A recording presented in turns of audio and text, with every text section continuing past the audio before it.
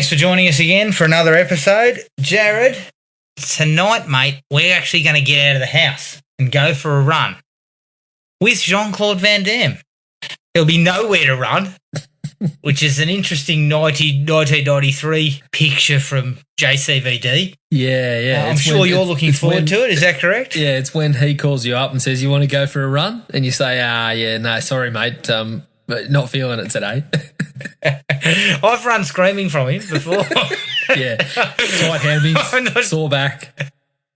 And look, I'm not going to lie. I don't know how far into a run I'll get with him based on this. It could only be a K or two. It's when you hit the fork in the road and you head that way, mate. I'm just going to jog home. So. Yeah, keep running. I'll catch up. But look, before we get to that, let's do a quick whip round as what we've watched. I've watched the majority of the new Netflix doco series, The Innocence Files. Yep. Look, it's really good. It's well made. It's got interesting stuff in it. You still sit there and think, how the fuck did these people get put in prison? And the police work at times is just a disgrace. But there's so many of these shows that there's a real deja vu feeling about that watching it. Yeah. I sometimes just sit there thinking, do I really want to watch another episode? Yeah.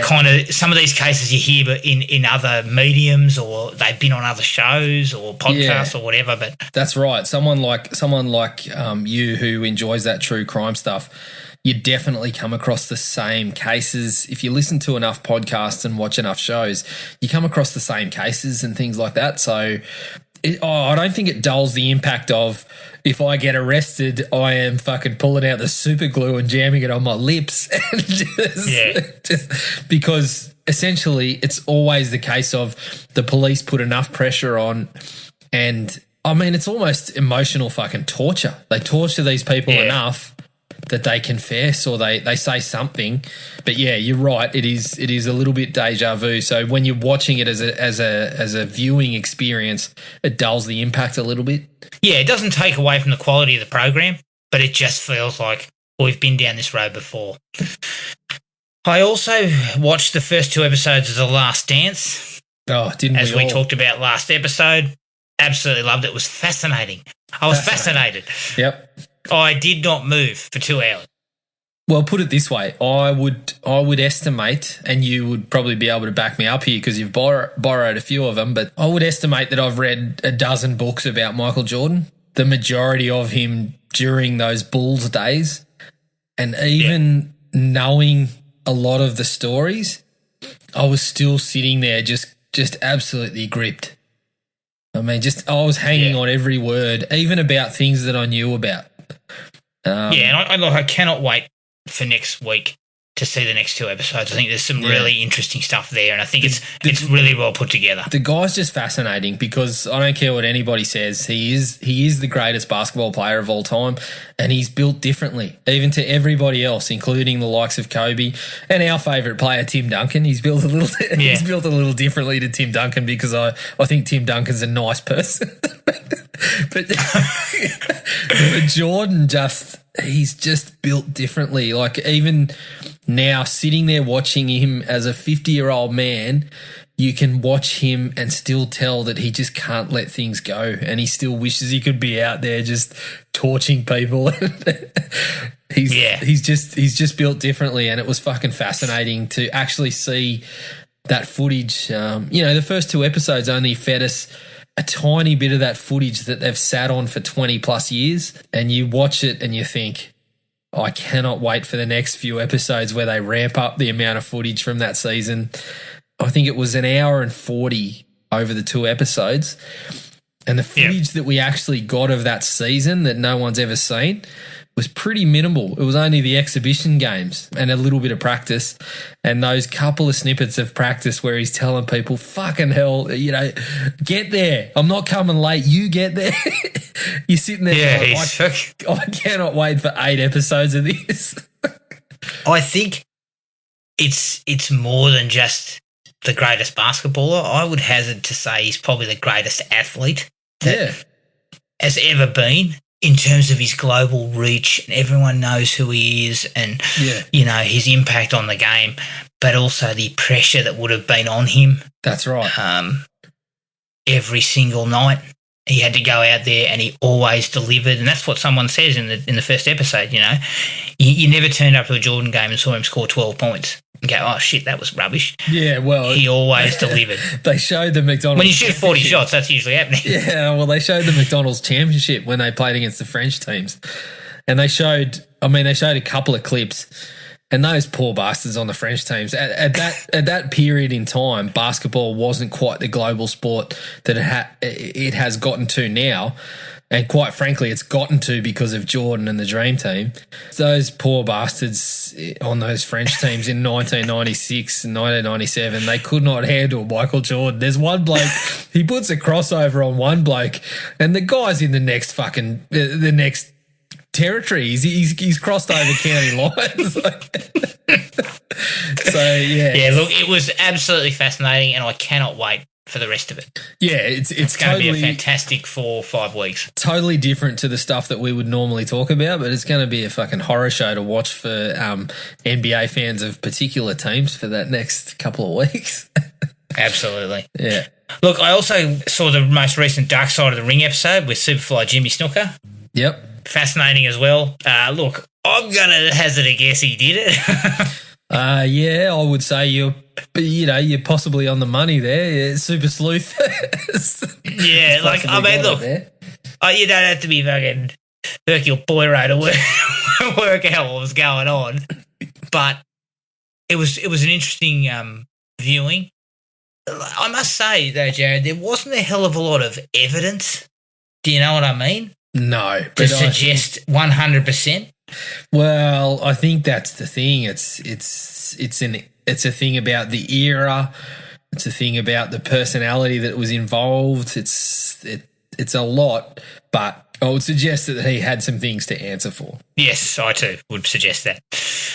I watched Friday the 13th parts 7 and 8 for our upcoming series of podcasts. I'm gonna throw a quick little tidbit. Part 8 is a fucking disaster. It is a disaster. And I don't want to be mean to it, but yes, you do. It's right there near the bottom. Yeah. It feels like a TV movie. It's really, really badly made. Mm-hmm. And I'm sure we'll get into it much deeper. I'm not going to go into it in depth in here, but so that'll be a very interesting discussion when we get to rating the actual films in order. Yeah, I know Brandon's around the same sort of place in the series. So, Brandon, if you're listening, cannot wait to hear your thoughts on Part 8. If you're listening, Brandon, give us a quick tidbit. Part 8, fucking disaster, yes or no? Thumbs up, thumbs down. I watched Batman and Bill. Yep. The documentary that you spoke about some time ago. Yep. Really interesting stuff. Very interesting. Really interesting stuff. Yep. And it's great that there was finally some closure on it. Yeah. With regards to the whole who created Batman. Yeah. Fair to say Bob Kane's a bit of a bastard. Yeah, Bob Kane's piece of shit. But I think, as you said, there is actually closure because every issue of Batman that I purchase now, it actually does say created by Bob Kane with the help of Bill Finger. So the guy has finally gotten recognition, and I would say it's in large part to the fella that made the doco. Yeah, absolutely, absolutely. And his efforts to actually find the family and things like that, and sort of get them noticed, I think was fantastic, and it's long overdue probably. Well, yeah, as me and you sort of spoke about briefly, it's Bob Kane obviously had the idea first, but there is no question that Batman is not what we would see as Batman today without Bill Finger. I mean, he created almost all the iconic things that still last from that era to today.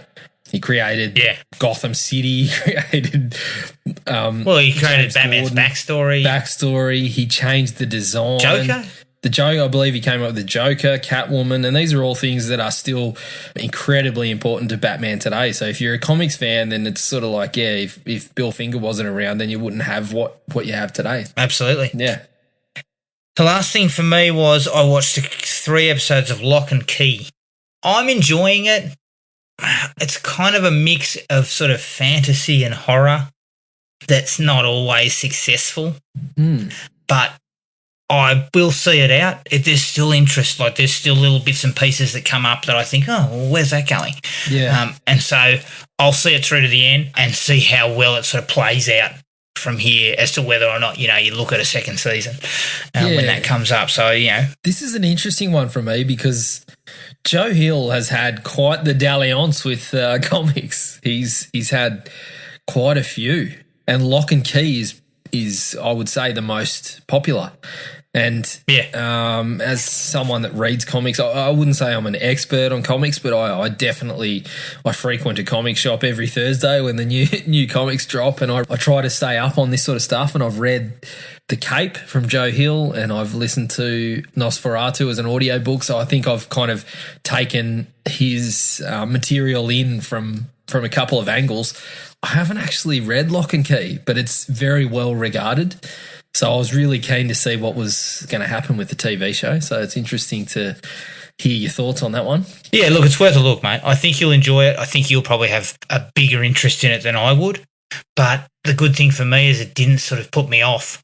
Yeah. Those first few episodes kind of gripped me and they held me.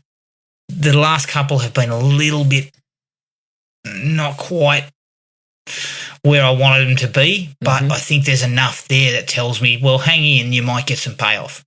Okay, good to hear. But that's it for me, mate. That's everything for me. What do you got? Okay, so obviously we discussed The Last Dance. You mentioned Dark Side of the Ring as well. So I watched the Jimmy Snooker episode, but just before we recorded, probably an hour beforehand, the Dino Bravo episode dropped as well. Oh. So I actually watched it. And this is, I got to say, it's probably not one of the best episodes, but it's what I love about the series in that it gives Dino Bravo his due as a...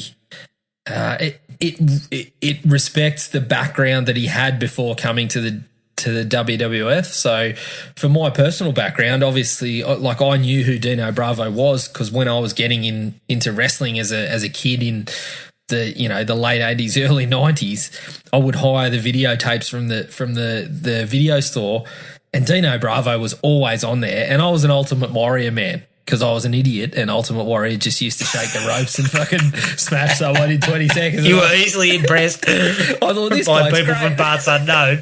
Yeah, all the people with any semblance of a brain out there used to love the Ric Flairs and that sort of thing. But I was like, yeah, the Ultimate Warrior, he's the man. And Dino Bravo had a bit of back and forth with the Ultimate Warrior, so I knew who he was.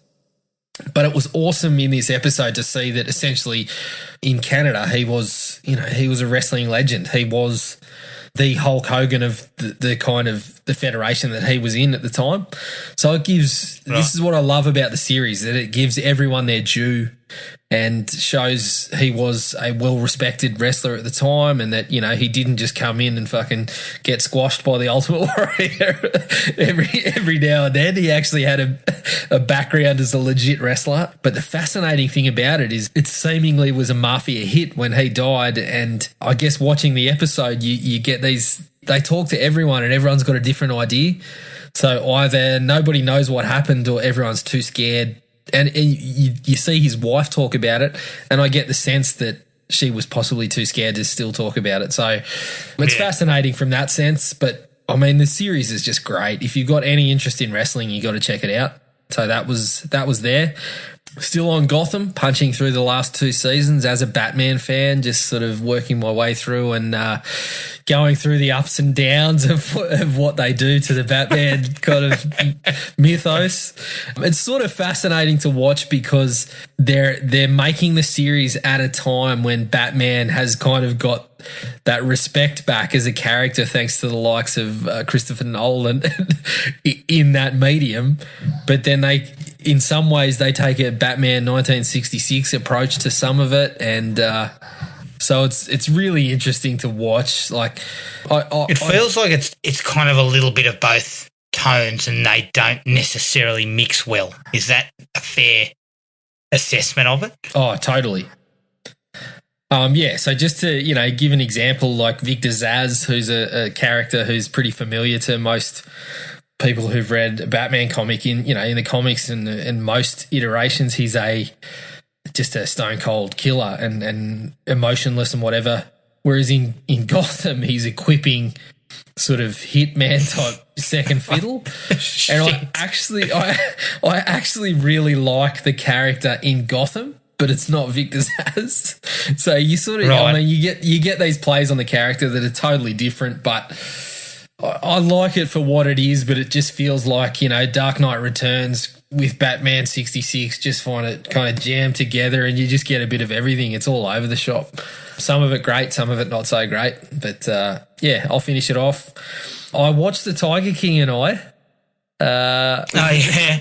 Look, How'd I that go love down? Joel McHale. I think anyone that's, listened to us regularly probably knows that we love a bit of Joel McHale taking the piss out of ridiculous things. So the episode to me was worthwhile. It was clear that it was just a little cash in to, get a bit of extra viewership out of something that was popular. Joel McHale was possibly not the right man for the job because you could tell he just wanted to make a few gags. He got to make a couple, but then he had to ask some serious questions, which might not be his bag.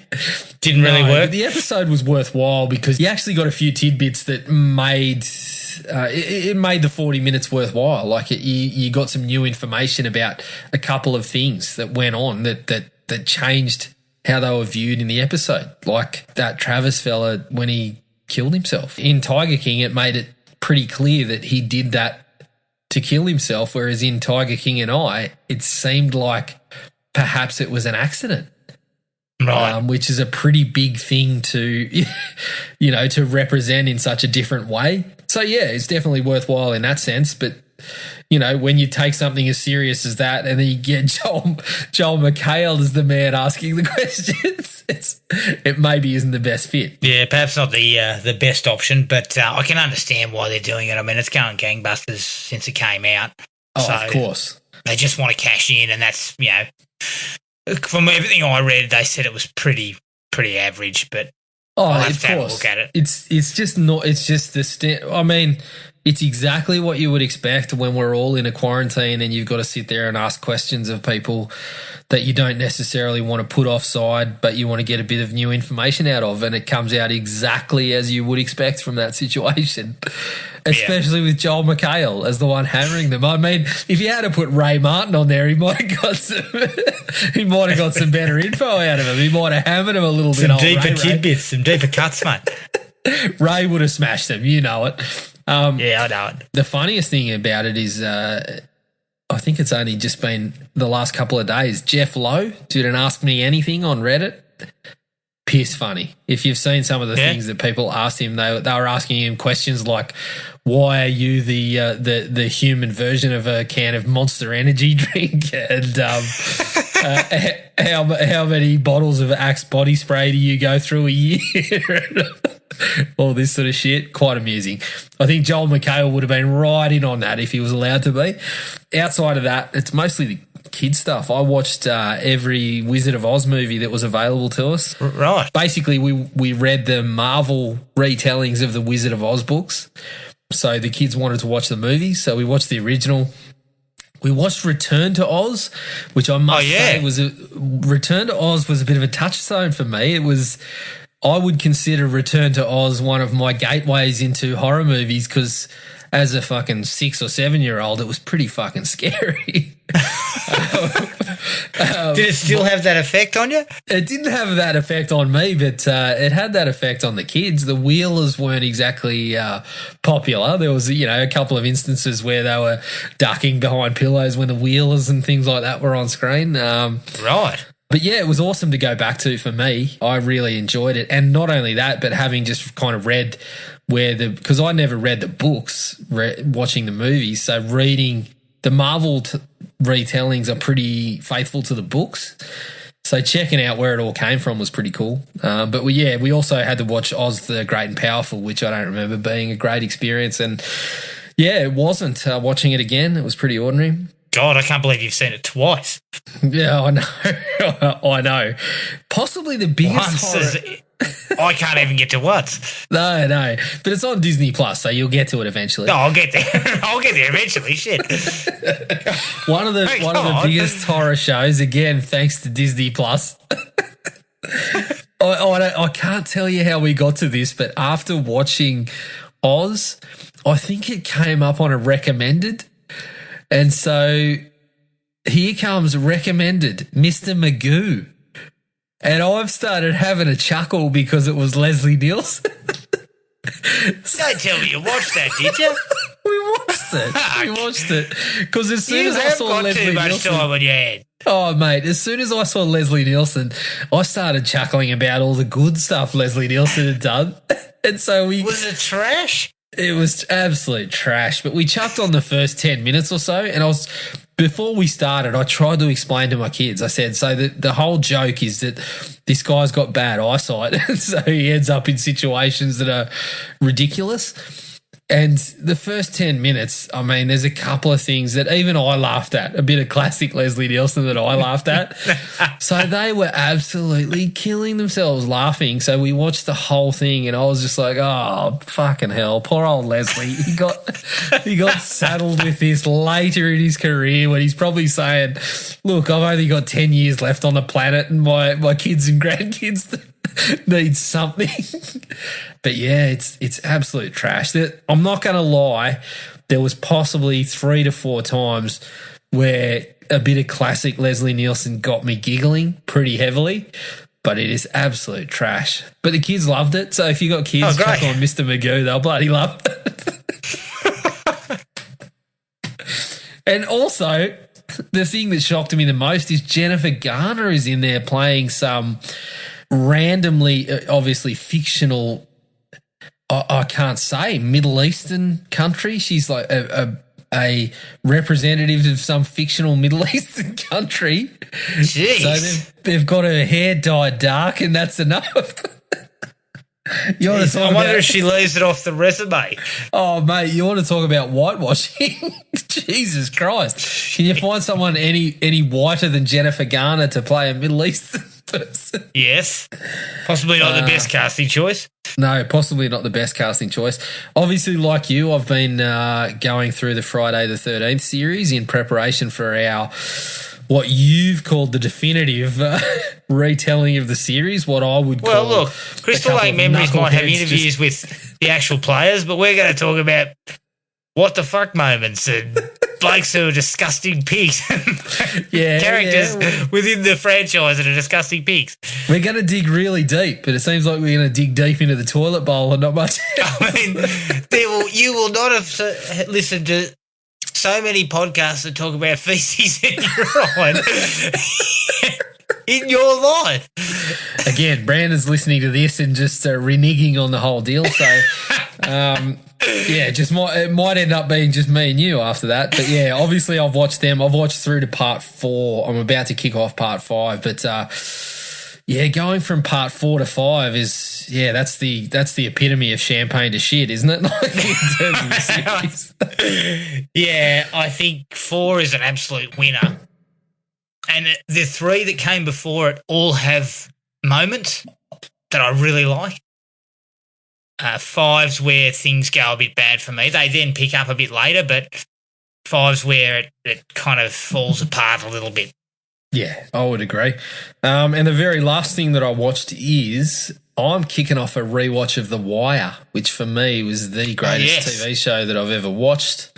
The reason I'm doing that is because The Ringer has started a podcast called Way Down in the Hole, which is an episode-by-episode rewatch. And quite frankly, I absolutely devoured the first 2 episodes and was filthy that I had to hold up until they dropped another episode so I could kind of continue on.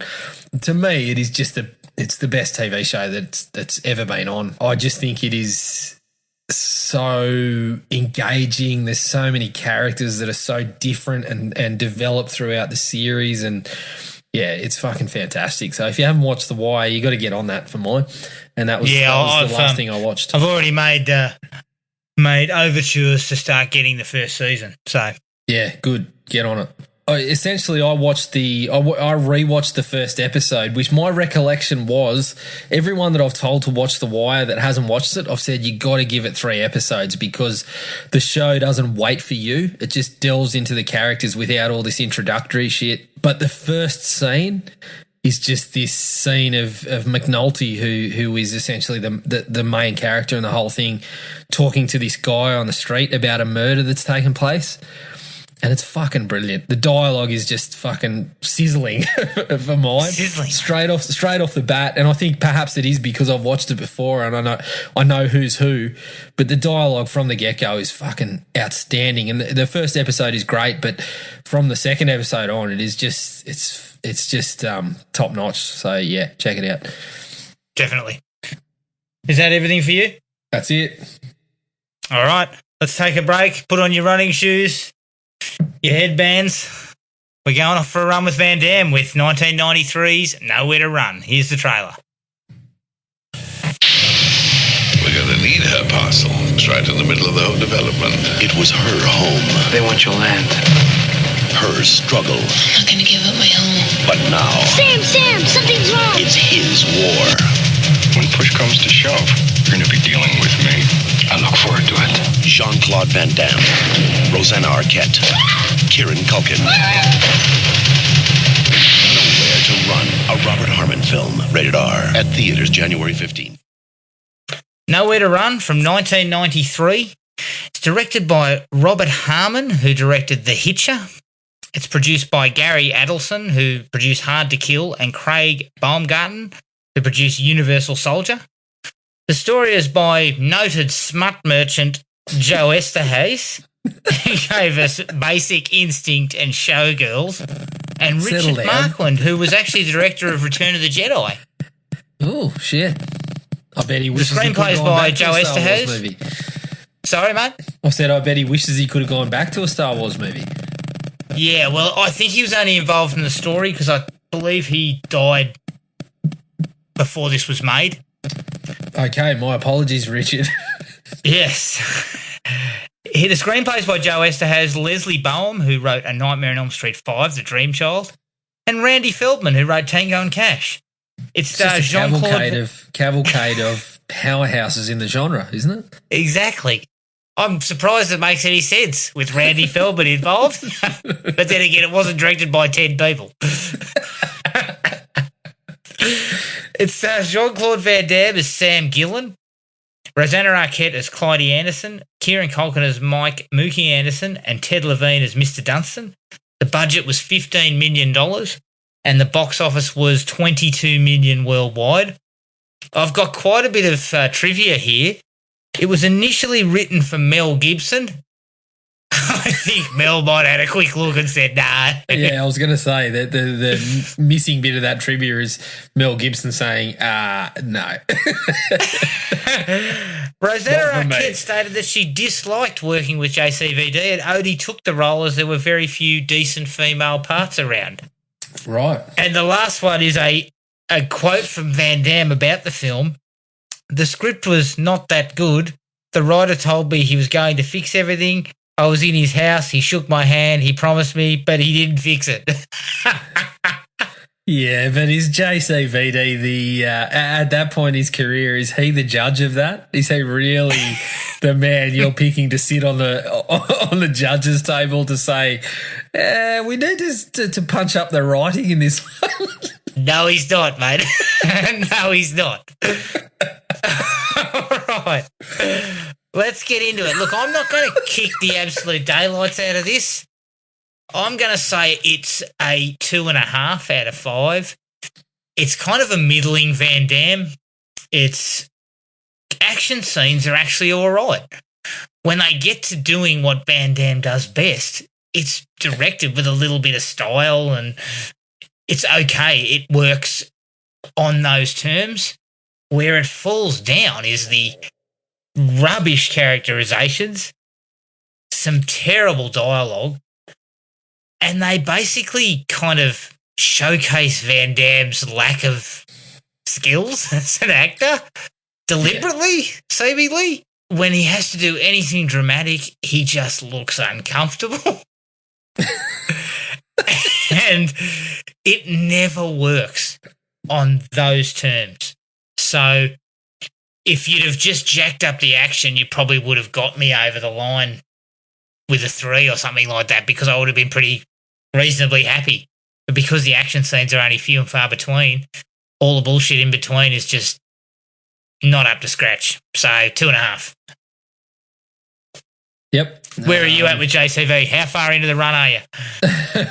Well, I mean, I probably would have told him to fuck off before he called me up and said, he wouldn't have been calling me up. He'd have been saying, nah, that bloke doesn't like me, so I'm not going to call up and see if he wants to go for a run. But no, you bang on. Funnily enough, me and you land on the same score again. I think we're on a streak here. No, I think we differed on Machete a little bit, even though I was the bigger fan. You gave it the bigger score, but 2.5 was where I hit as well. So for mainly the same reasons. It's not a totally disappointing Van Damme movie. Like when you go to the action section, I say action section because I'm still talking about going and picking up videos like we did when this was around. You knew what you were getting into.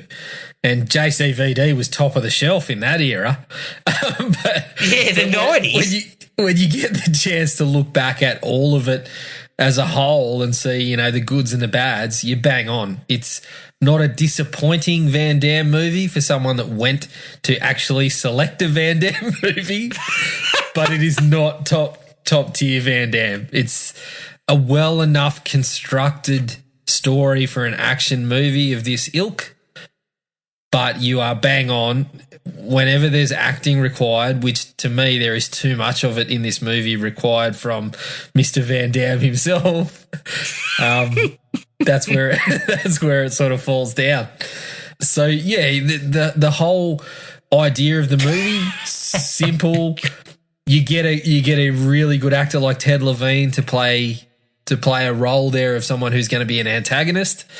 But yeah, as you said, I don't know whether they thought, look, it doesn't matter if Jean-Claude looks uncomfortable because he's supposed to be a bloke on the run from prison.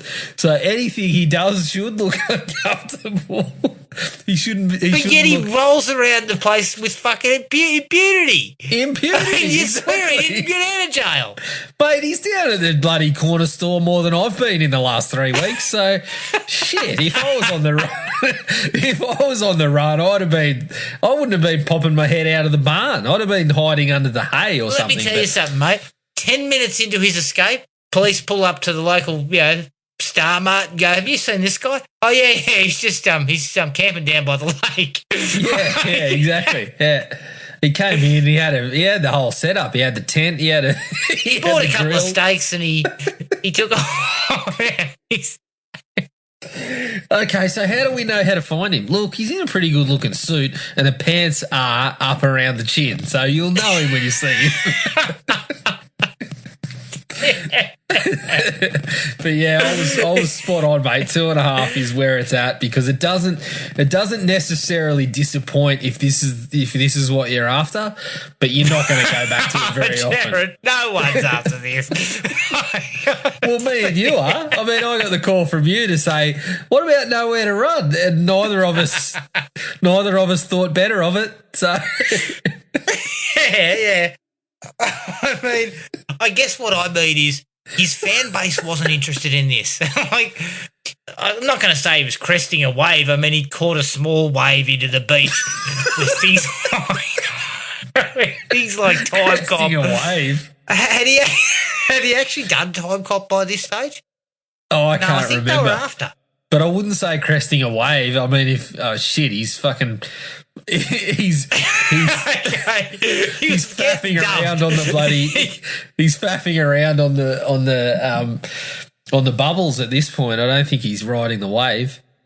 Yeah, well, he's in the whitewater, but he'd had Universal Soldier, I believe, which was a hit prior to this. Yep. And yeah, you understood what you were getting with Van Damme, with things like bloody Lionheart and Kickboxer and all that shit. Yeah. You knew what you were getting. And if but nobody calls for a while, and Joe Esterhaus starts blowing up your pager, I think you say okay, and off you go. You know what, though? When the writer says he's going to fix it, don't take his fucking word for it. Like, you've read it. It's shit. I think Esterhouse might have. I may be wrong on this, but didn't Esterhouse say he was fucking high as a kite at these kind of periods as well? Esterhouse was probably high as a kite at the time, but he also disowned it. So consider this something you've fished out of Esterhouse's fucking his toilet at this point. Like, if he's disowned it. I mean, the man has a credible Hollywood career, but he's also sunk to some depths. Well, I think what you find is they came up with a story, he wrote the script, and then you've got these other two guys brought in who have kind of taken it away. And my understanding is Esterhouse's initial script was not an action picture. No, it didn't have action beats. I would go. It was probably a sex picture. It was probably Showgirls too. I would put the house. Well, judging by the way Van Damme was bloody nibbling on Rosanna Arquette's bloody nipples, it was close to being in that bloody realm. I would put the Esterhouse on it. That Joe wasn't the one that shook his hand and said, "I'll fix it." No. And quite frankly, Van Damme at the time I think he's mentioned that he was on the coke as well. So, can we confirm that anyone shook his hand? I think he might have been just imagining things. Let me tell you something, mate. You got two people coked to the eyeballs. Neither of them should be talking about how they're going to fix this. Look, straight into the likes for me. The action scenes are directed with a bit of style and a bit of excitement. They actually do get things going. Yeah. Things actually look good when they're done. And it feels like the director knew how to handle Van Damme in those scenes, and he gets the best out of him. I mean... Yeah, fair enough. That's when he's at his best, mate, kicking people in the balls or whatnot. That's when he's at his absolute best. Yeah, when you can't trust the bloke to say yes, I'll be the man to save your farm. You better give him a cavalcade of testicles to kick because, and they gave him enough. They gave him enough. Yeah, there's a good solid 3 or 4 nut shots in there, so he gets the required quota. Yeah, he gets the job done in those aspects. You buy him as a man who could, if 3 or 4 blokes rocked up, he could get the job done and send them off on their way, which is essentially all they give to him early on. Yeah, exactly. Look, it actually opens with a decent the bus crash and the prison break, and there's actually a couple of really nice shots in that period. When the bus crashes, you get an inside view of everybody going when you're up out of their seats and everything, and as it rolls. Yeah. Yep. And then there's a fantastic one with the POV of the bullet being fired by the guard that then goes whoosh through the back window and shoots his mate. Yeah, talk about getting through your story who directed this? Talk about getting through your story at a cracking pace. But yeah, you're right. That the opening is pretty much on the money, and when it's not well directed, I'm gonna give it a like. That I was actually laughing at JCVD there, going, my leg, it's broken, and then when the guy turns up and he goes, my leg, what's broken? And he goes, your face, and gives him a quick jab straight in the face. I actually was also kind of surprised. Brilliant. I was actually also kind of surprised, Jared, that the prison break was for Van Damme. Like, he usually plays these characters that are kind of like, kind of heroic all the time. And I thought the prison break was by some other scumbags, and Van Damme just gets on the run himself. Yeah. But I kind of dug the fact that it was for him, and he was playing, I guess, a bad guy. Yeah, well, it feels no different to anything else he's been in, but pretty solid. The fact that it was his mate that did it because his mate was feeling guilty about the fact that he was doing time for something you didn't do. And this is what you get from Esther House, mate. Oh, mate, this is what you get when you pick the best writers in Hollywood at the time, giving you their best work, really, and This is what you get when you ask Esther House to plunge his toilet. This is the work that you get when you're not asking them to give you the first script they've written when their dealer comes knocking for their latest bill. But listen, mate, this is 2 weeks overdue. Oh, shit, I've got a Van Damme movie I've got on the this script, I found it. You take that as collateral. Yeah, you're right. The setup all works fine. And I think, as you said, some of it was pretty well directed. The scenes where the bullet's going, I actually didn't mind. I mean, they set up on the bus. The rest of the guys look like absolute scumbags. So they actually set up when a couple of them are trying to pinch the car. And I must say, they showed one guy and I thought, he's going to play into this, and he's one of the guys that tries to pinch the car and gets a little bit of treatment from Van Damme. I was happy with all that. That was all fine. Look, a lot of my likes involve Van Damme beating the shit out of people. When we first get a blue between Van Damme and those group of thugs down near the farmhouse, where he's supposedly working as a parking attendant. And when he turns up, drops that fucking horrid line about, I'm the parking attendant. That was just bullshit. But the fight that goes after that is worth viewing. It's good. It's good to see him punching a few people. One thing I will bring up, though, is if I'm in a group of thugs, there's 4 of us, we're all bloody long, we've all got mullets and we're wearing, flannel and stuff, and we turn up, and this guy dispatches the first one of us with a couple of nicely, found punches and, flips me over. I'm thinking to myself, let's get the fuck out of here. This is not going to go well. The first step is if you are in the thug business, you would probably at least say, hey, listen, 1, 2, and 3, let's coordinate. Let's get in there together. I mean, if you miss him and I get one on the jaw, we might be all right. Or how many do you think we should bring? 3? When number 2's taken out, you and your remaining partner go, let's get the fuck out of here. Look, when you're setting up to come and do this, I mean, admittedly they weren't expecting Van Damme to turn up, but come on mass, 10 blokes. Bring a bit of heat. Yeah, give us a bit of pepper. This is what thugging is, Jared. The first time around, the 3 or 4 blokes works, but the next time it doesn't. So you really got to... I'm talking to management and saying, you guys aren't doing the job here. We need a couple more... We need a few more numbers here, and then I might end up in the. I might end up in middle management. A couple of 10-day contracts. I might end up in middle management where I'm the guy standing back. Go, all right, 1, 2, 3, 4. You guys go first. We need some if you get a promotion to middle management, you need to manage this shit better. Bring more people. Get some contracts out there. Get some guys who can help. For a head honcho that's got so many contracts on the run. He needs better middle management. That's what failed him here. He needed better middlemen who were going to say we'll take 10 honchos and get the job done.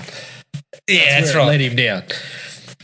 Well, I was going to say Ted Levine is typically solid from the get go.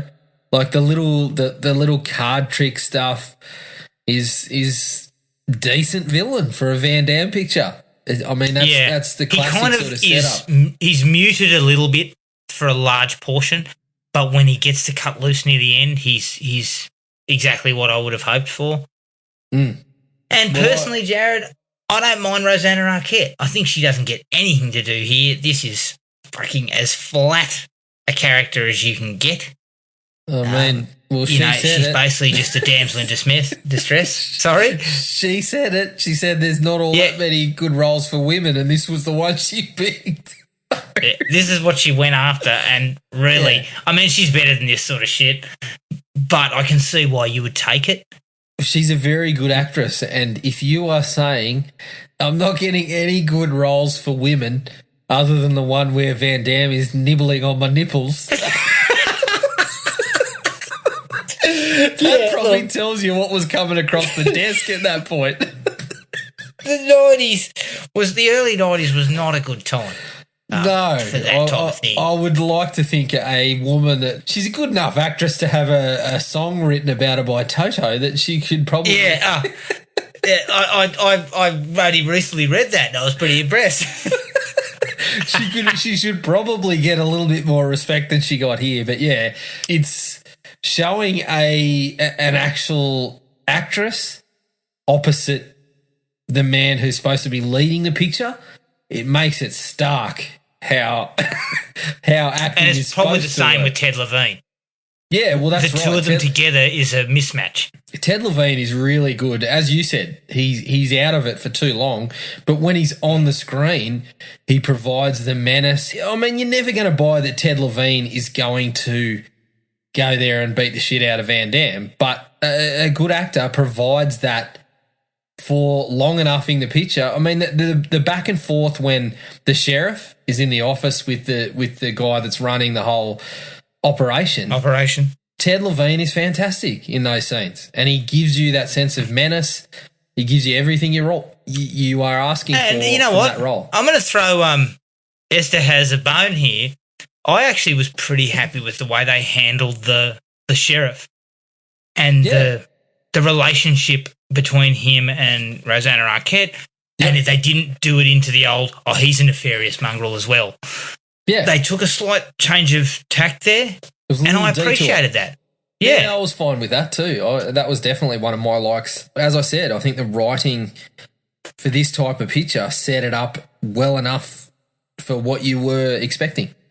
I mean, look, everyone expects Van Damme to mangle the dialogue, and yes, that occurred. But yes. From a perspective of what you were putting together, it holds together okay for a period. Yeah, exactly. The small town with the corrupted law enforcement, as you said, the fact that they made him kind of back and forth in the situation that he was in was good enough for what you wanted. Yeah, exactly.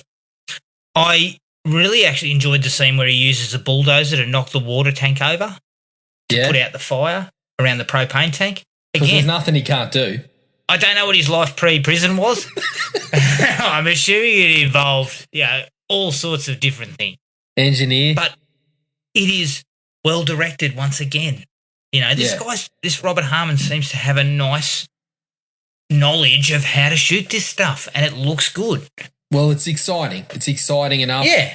It's tense because as soon as that guy stood up in the meeting, you knew something was going to happen. But even so, you get to this scene and you think, yeah, I was happy with that. Totally agreed.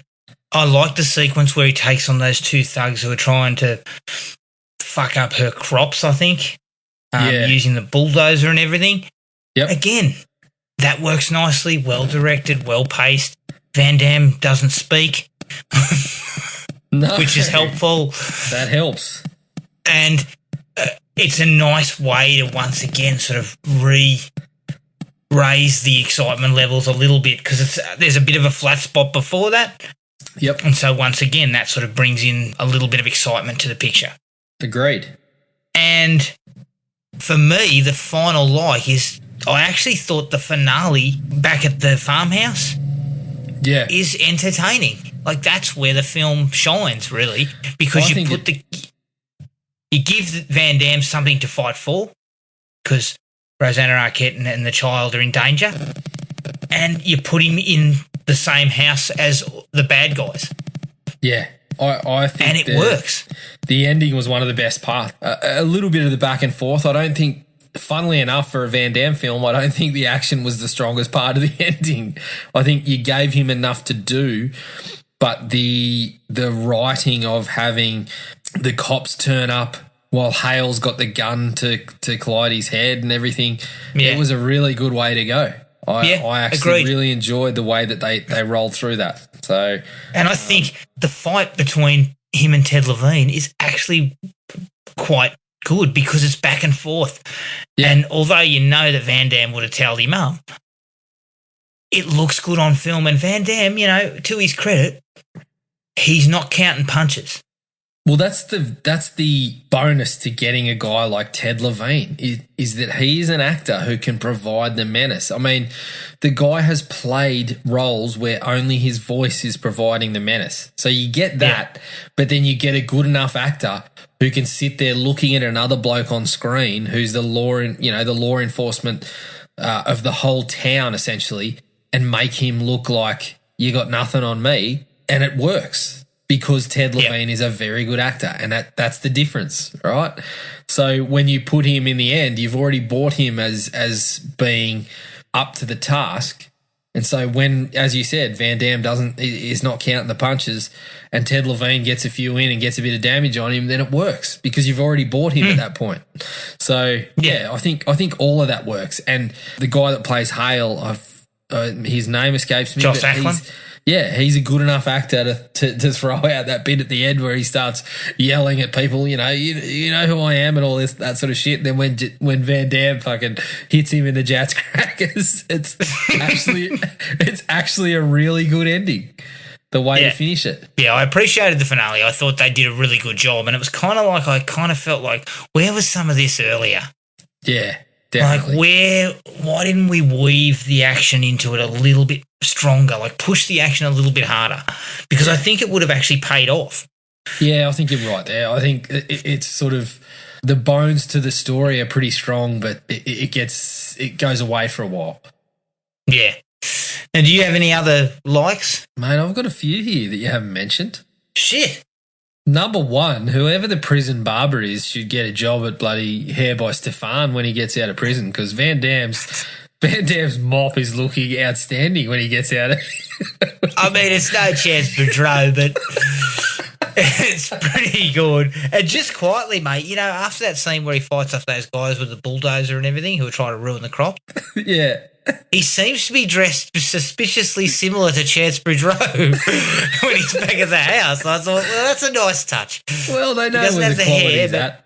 They know where the peak Van Damme is at, and they want to go as close to that as possible. But yeah, double denim. Yeah, double denim with high-waisted jeans. If you're getting your hair cut by a bloke who's just been handed a set of clippers and told, this is what you do while you're locked up, mate, and your hair looks like that, I think he deserves a bit of credit. Yeah.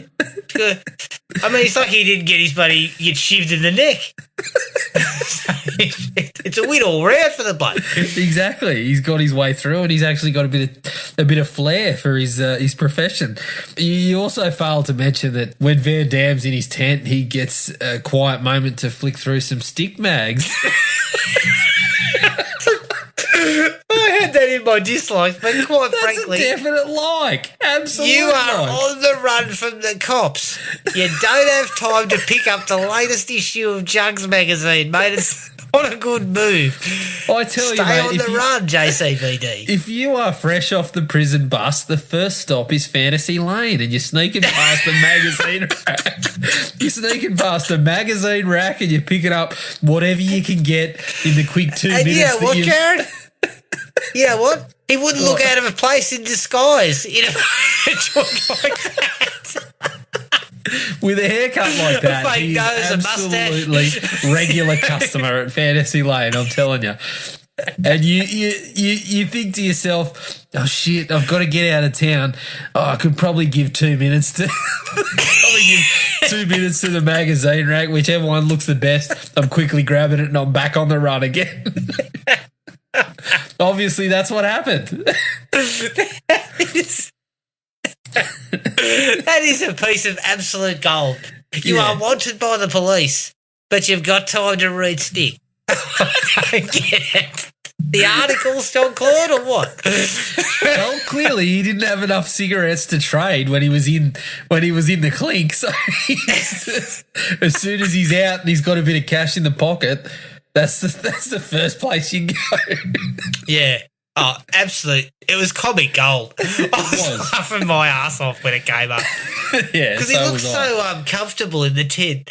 Oh, yeah. Of course. It was exactly what you would expect. So what else you got? Anything else? Okay. Hale's delivery of one little woman in the middle of a wheat field, and what is she doing? She's fucking us up. It was absolutely outstanding delivery from the man. He just kind of looks at the camera like, all right. For a very straight down the line kind of piece of dialogue that you're given, he delivers it with aplomb, I would say. Gusto would be the word. With gusto. Outstanding. I actually really liked, and I don't know why, but I think it was possibly because, as you mentioned, there's a bit of a lull. But when he's on the bike and he's heading down the mountain, I thought it was a pretty impressive, I wouldn't say stunt.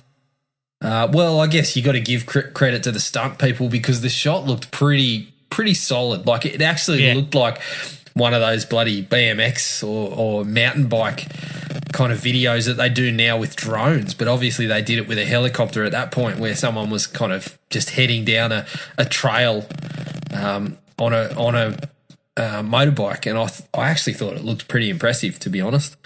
Yeah, and I thought that whole motorcycle chase, barring one sequence that's in the dislikes, but the rest of it was quite, once again, directed with a bit of flair.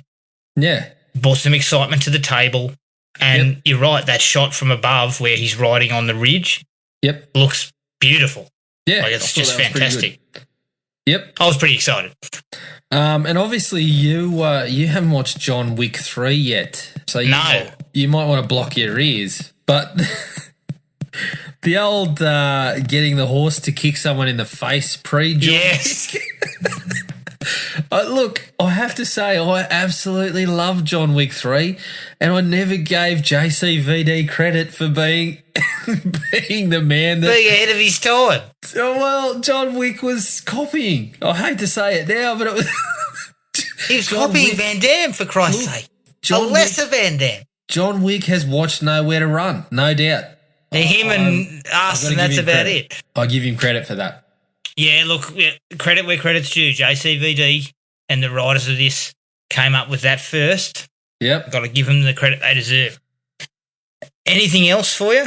No, that was my likes, mate, and possibly crossing over with some of your dislikes. Yeah, well, his foray into Fantasy Lane was in the dislikes, but we've covered it. It was on the border. So, the dislikes start with the villainous plot. Like that whole thing about these nefarious bad guys wanting to buy up land for some kind of development that's shady. It's the kind of action plot you use when you don't have anything else. Like it's really kind of generic. It's pretty plain. And I mean, they've set Clyde up as the person that doesn't have the money to sustain what she's got, but it's in a place where clearly someone like that has set up with a lot of land. So how did that happen in the first place if it's land that someone who wants to get their hands on and make a lot of money out of? Like, that doesn't make sense, but I guess I bought it just because it was easy setup to go with from the get-go. Oh, yes. It's definitely viable. Like, I'm not saying that it's not acceptable. It's just so generic that it doesn't give any sort of anything to really cling to. You got all these thugs and shit turning up, trying to ruin her crops and do all this to her and burn her place down. But it just kind of feels like we've been there, we've seen it. Let's just address it. And, sometimes we like to do this on the Thrill Me podcast is go to places where it's completely unrealistic, but we'll take it from a realistic point of view.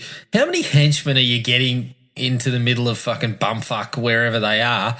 I mean, they seem to have an indispensable kind of amount. You just call someone up and fucking... Is there one of those flyers tacked down at the bulletin board of the convenience store that's got the little, call me if you want to punch somebody?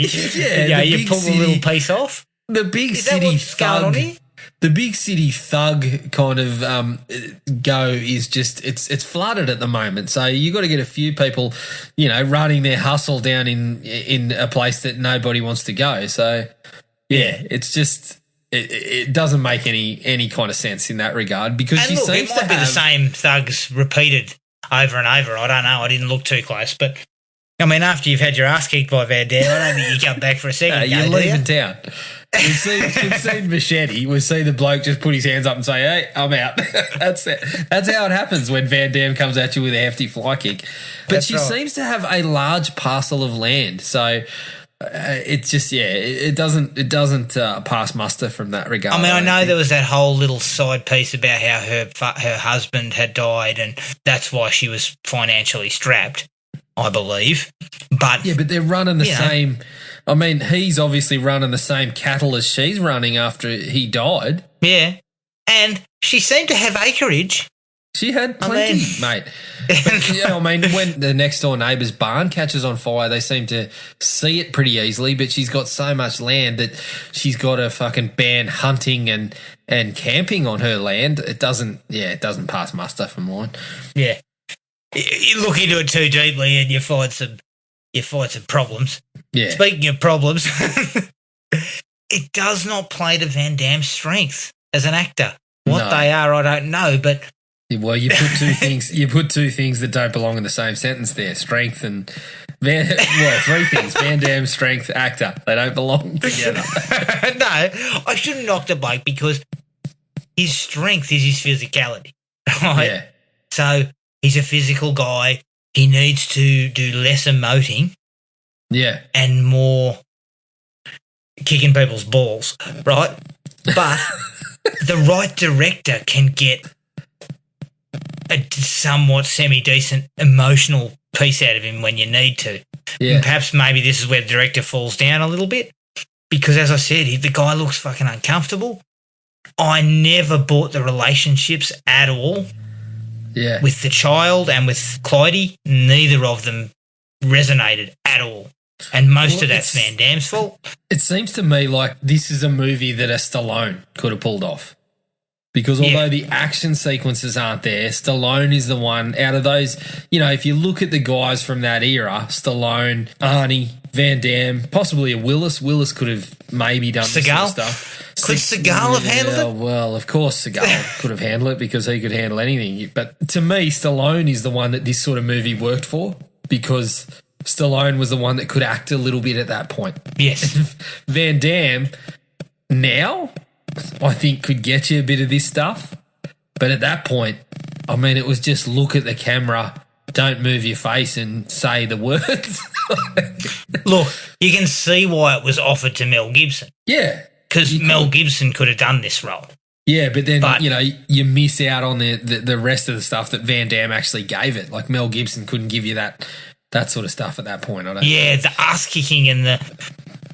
Yeah, you're right. It's kind of like a double-edged sword. You have to give away the acting prowess for the physicality, and the physicality is the best part of the film. Yeah, definitely. So you probably lose that with Mel Gibson, or Definitely. even Stallone. Well, yeah, You lose that. You lose the impressive stuff that Van Damme can give you. You lose a bit of it with the Stallone, but he was always the guy that you could buy as, I guess, because of Rocky, and a little bit of Rambo. He was the guy that could do this sort of stuff. But Stallone was always the best actor out of those three guys that we kind of just. Well, the 4 or 5 guys that we just mentioned there, Yeah. Stallone's probably the middle ground. And when you Yeah, look you at would have something found the like- right. Probably found the best niche with Stallone. Yeah, and when you look at something like Copland, Stallone was the first guy to accept when you moved past this sort of stuff. Not going to say he didn't kind of take that and run with it and move back into this sort of stuff with the Rambo movies Yeah. again, but I don't know. Van Damme just couldn't carry, especially when you put him on screen with Rosanna Arquette. Like she's trying, and he's just kind of looking at her.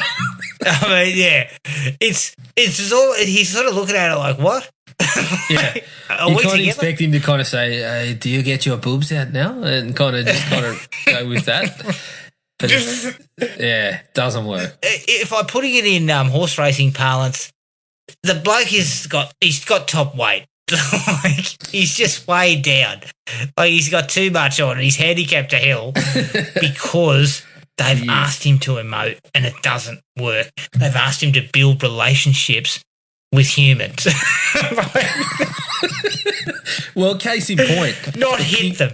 Case in point, the Pink Flamingos dialogue in the service station. That's pretty good dialogue for this sort of movie, but he cannot do it.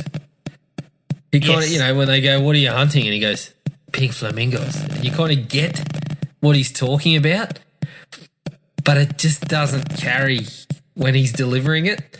And then the guy goes, he goes to the guy, "You haven't seen any pink flamingos around here," whatever he says.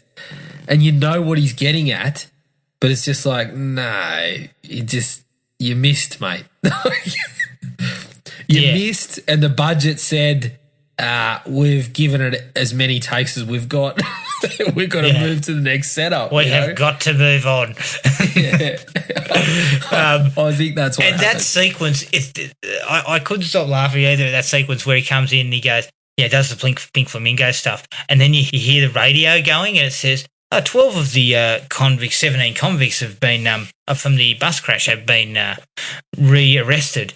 And the look on Van Damme's face is honestly like going, I am one of them. He's like just looking. I'm like, mate, keep it on the down low. Exactly, but it's also indecipherable from him. You can imagine him saying, "I am one of them," but then you can also imagine, and the facial expression is the same. Yeah. That's the problem. The seriousness of the situation is not conveyed by JCVD. Yeah, exactly. And that's what hurts the film is that the relationships are not really built. And, I'm placing the blame on Van Damme because he's just not capable of this. Yeah. Maybe if you took the child out of things, it might have been easier for him, but he's not able to sort of give it any gravitas or give it any kind of weight because he's not a great actor. He's not a good actor. Well, he hasn't really hit a point where he could do this sort of stuff until now. As we spoke about he's recently, better now. There's no doubt about it. The last couple of, the JCVD movie, the Amazon little pilot that he did that unfortunately didn't get picked up, that's where he kind of carries this, that's where you can look at him and say he might be able to do that now. Yeah. But it's kind of too late. This was his period where I guess he was trading on his physical skills. Yeah, because he had them. So it's not really his fault. No, not really. Well, yes. Yes and no. When he watches Rosanna Arquette get undressed and get in the shower, I mean, he's leering like a bloody... Oh. It's just... Scumbag. I mean, close your mouth, JCVD. Fuck. Yeah. I mean, and also, how can she not see him there, basically? He's standing right in the window. Yeah, exactly. But I guess, she probably expected it. Look at the bloke.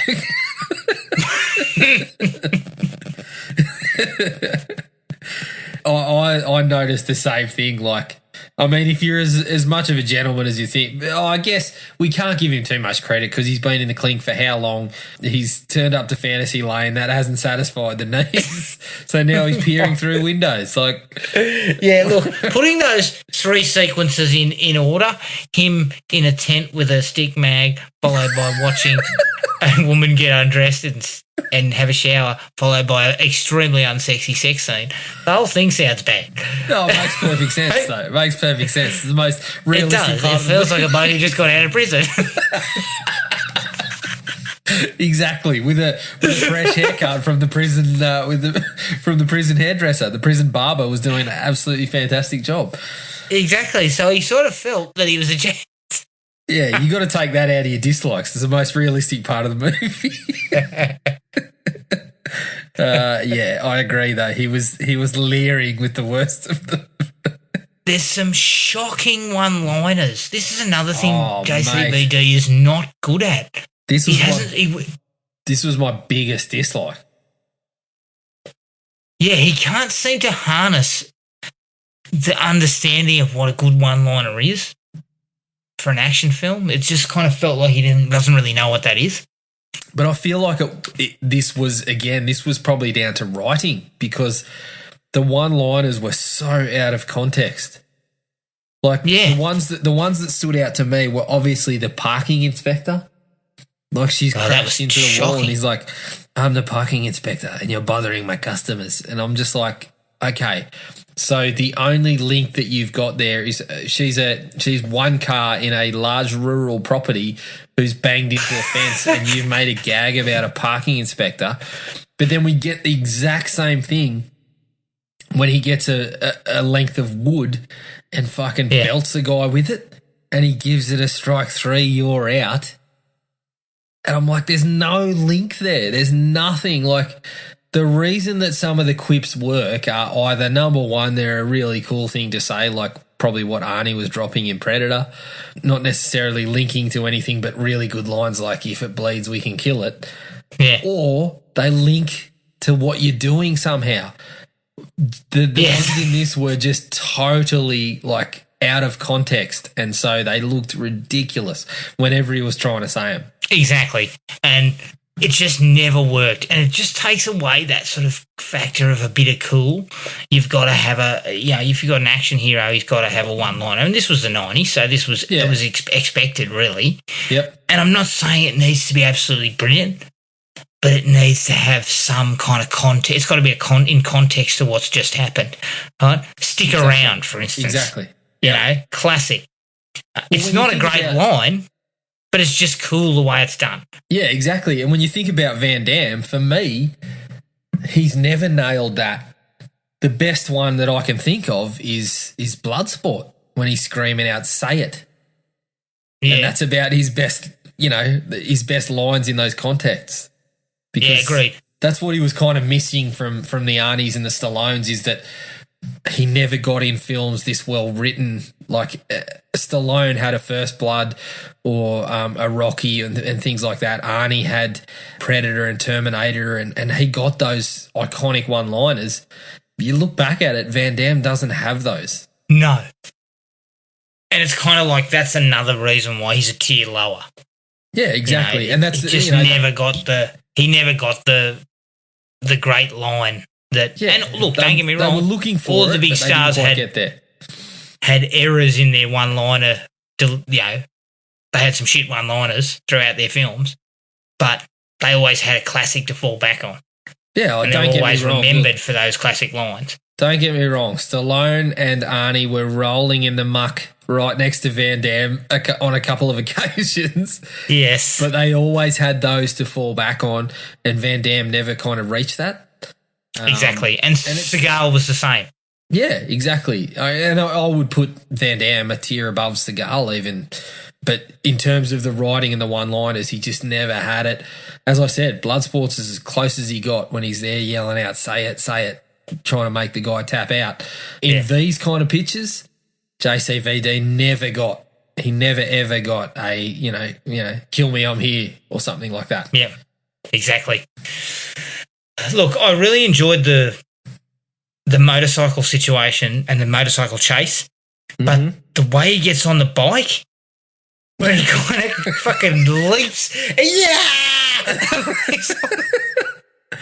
that was a definite dislike. It's comical. He's one of these guys who almost smells it. You look at him and he's kind of his eyes go left to right. His eyes go left to right, and you know he's onto something. And all you're missing is and he fucking leaps onto the bike. I know. It looks ridiculous, ludicrous. Yeah, it looks. Yeah. Even though they try and edit around it, it looks shocking. Yeah, and the whole thing, they do it in slow motion. It's like, oh my god, you didn't need that. Just jump on the bike. Yeah, exactly. Just grab the bike and go. No, but what you're missing, Adam, is it saves so much time to fucking leap onto the bike and fucking hit the start just at the same time as you're landing. Like, you precious seconds, mate. Yeah, precious seconds. I mean, fuck, he's Ram Man. he's crouched down and he just sort of goes, oi. You might have just nailed the casting for, the upcoming He-Man kind of. Yeah. Van Damme in the role. Yeah. His stunt double, also on the motorbike, does not resemble Van Damme at all. No. I mean, it's as bad as that Moonraker one. Yeah. Well, it's not quite as bad because they don't go a close-up on his face, but it's not good. And the The guy looks nothing like him. Well, was it Jim Carrey again? Because I thought it was Jim Carrey in Moonraker. Yeah, they get him in whenever they're looking for any old idiot to jump He's on got a a pine. varied career. It's just unbelievable. Yeah. And my final like I was exactly what you said. Yeah, sorry, I was just going to say, I actually thought it looked like Alex Rodriguez a couple of times. Yeah, it was. I mean, it definitely wasn't Van Damme. And look, I'm not saying the bloke needs to ride down a hill at pace. Leave that to a guy getting paid minimum wage. Well, convince me you can do it, and I'll. If your acting says, yeah, I can ride down a hill at full pace, I'll buy it. Yeah. Until then, sorry, Jean-Claude, you got to jump on the bike too. Well, that's right. He said to the director, listen, I can do the ride down the hill. And the director said, you can't even convince me you were on the motorbike. Grab the stunt man. You can't convince me that you like this child. So don't worry about the motorbike, mate. Quite frankly, you can't convince me we're on a film set. Jesus. Yep. My final dislike is the final one-liner of the film is just also fucking stupid. The whole au revoir motherfucker or au revoir fucker or whatever he says. Yeah. It's just like, what are we talking about? Like, what are we doing? Yeah, yep. Why are we saying this shit? Well, it's kind of like we're trying for it. We're trying for an iconic, and we just missed. It's kind of like the 90s template says there has to be a final sort of absolutely line to finish it off to tell the bad guy how bad he is, and that is not the one for it. He would have been better off being silent. No, I think you're right. And I that kind of goes back to what I said about them all being out of context. They were just there because that's what you needed. Yeah, there was a feeling that this is what's required. Yep. In this film, because it's an action film and Van Damme's the star, he's got to be saying this. Whereas he could have just kept some of them out. The parking attendant shit could have been left out. Yeah. Half of them could have been left out and it wouldn't have changed anything. In fact, it would have probably made him better. Well, it would have, because he didn't have to talk. It would have made him more mysterious. Sorry, what's your name? You don't want to say anything? No worries. Just leave the acting to me. That's all right. Exactly. Yeah. So it really, I felt, kind of finishes the film on a bit of a low somewhat. Yeah, yep. Because everything that led up to that was pretty good. Yeah. In terms of the finale. Yeah. I think you are probably right. Do you have any other dislikes there? I've got a couple more. I'm not sure why you didn't mention him getting taken up in the again, this is the whole combine harvester thing again. I can't remember what it's called, but the fucking little the tray of the digger, what do you call it? Remember when they drop the front of the digger on top of him, and then they lift it up and he's not there, and then he fucking like the bulldozer front. Yeah, he leaps out of it. I'm assuming he's in it. He's in it, and he's done the old, hands to the side and legs to the side, and then leaps out of it. That's all we can assume, because he can do that. Yeah. That is just absolutely laughable. There's a fine line for JCVD between cool and laughable, because he can do more than you can do, but can he do that? I don't think so. So that was a definite dislike for me. They're trying to ramp up the tension that he could be dead, but no. Yeah, he somehow got into the.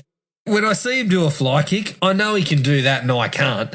But I also know he can't fucking brace himself in the tray of the little digger and hold it there for a good 30 to 40 seconds without being noticed. Yeah.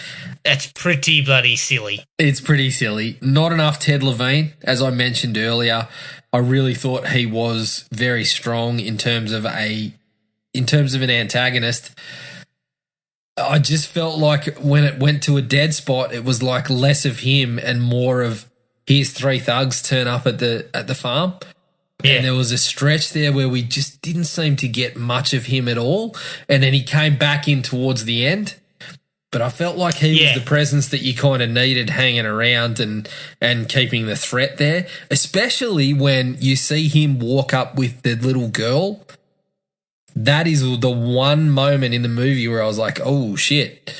Yeah, and he says you should be keeping an eye on her. Yeah, exactly. And I felt like they went away from that and then they came back to it when he walks up with the girl, and I think we missed him for too much. And the last one, I know we sort of said that it was in the likes, that the ending and the showdown. I just felt like towards the end it was maybe a little bit small. We probably could have thrown – that's where we possibly could have thrown – and I know I made a joke about this, about, you know, the henchman that couldn't get work in the city coming out to the sticks. But maybe we could have thrown another 3 to 4 blokes there in that scene just to give it a little more pepper from in terms of Van Damme coming and fly kicking someone or doing something like that. Yeah, because he kind of doesn't fight anyone else, does he? He fights Ted Levine and he shoots a couple of blokes, I think. Yeah, it felt like he took out a couple of blokes really quickly and then it was straight to Ted Levine. And I just felt that was probably where we could have given him a couple of people to work through and then hit Ted Levine. Agreed. So that was just probably beef the it last up a one for touch. me. Yeah, just beef that finale up a little bit more, more action. Maybe blow something up. Yeah, blow the barn up. Yeah, blow the barn to shit. Yeah, blow up a propane tank. I mean, shit, we've like already made it clear that Van Damme could rebuild that in 3 days by himself, so... Yeah, well, allegedly. I mean, what the fuck was he doing in prison? I don't know. That's the question I've got. Was he a carpenter? Was he a cook? Was he the hairdresser? He's got skills to offer to society. Well, he possibly cut his own hair. I don't know. That was never established. He rocks in at one point and starts crapping on about how the legal process works. I understand he's in prison, but so he probably was getting appeals on his case. So is that what you're asking for next? JCVD at law? JCVD Esquire. Exactly what we need. Yeah. He'd be defending himself in assault cases left and right. Mate, you've just pitched a series. That's an absolute winner. JCVD. Easy 10 episode series. Half hour. Yeah, JCVD. Laugh track? Is this a sitcom? No. Yeah, it's a sitcom. It's like Harvey Birdman, attorney at law. It's like JCVD representing the characters that he played in movies for their crimes. Yeah, he's repping Chance Boudreau and all these characters. If this happens, I expect credit. This has got legs. Yeah, absolutely, it's got legs. We need credit for this. You know, all those. Should we? Yeah, we should pitch it. Amazon will take it. Yeah, Amazon will take it. I cannot wait to see JCVD repping Chance Boudreau. That would be just. Yeah. I mean, shit. I would put everything aside to watch that, just like I did for The Last Dance. My client, that hair is real. Yes, it is full of product, but it's real.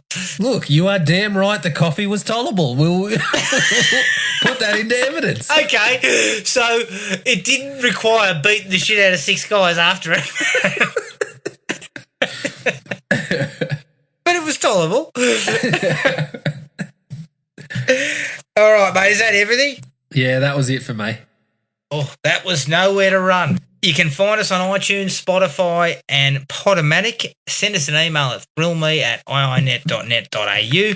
We're on Facebook at Thrill Me Podcast Australia, Podomatic at thrillme.podomatic.com, and Instagram at Thrill Me Podcast AU. Our next episode is the 2006 remake of When a Stranger Calls. I do not have fond memories of this film, Jared, so I'm not sure how this is going to go. We'll see. Yeah, we will see. But until then, take it easy and we'll catch up with everyone later. Cheers. Find the podcast at Podomatic or on iTunes. Don't forget to rate and review. Like us on Facebook at Thrill Me Podcast Australia or contact us at thrillme, all one word, all lowercase, at iinet.net.au.